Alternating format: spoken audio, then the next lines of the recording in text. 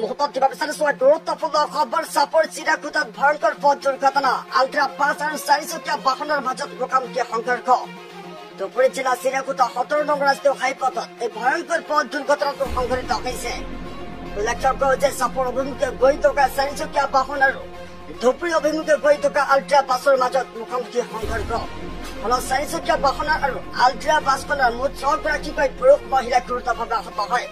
তাৰ ভিতৰত 2 গৰাকীকৈ মহিলা আৰু 4 গৰাকীকৈ পুৰুষ আঘাতপ্ৰাপ্ত হয় দুৰ্ঘটনা সংঘটিত হোৱা 5 নম্বৰ ASP PNC 7983 আনহাতে চাৰিচকীয়া বাহনখনৰ নম্বৰ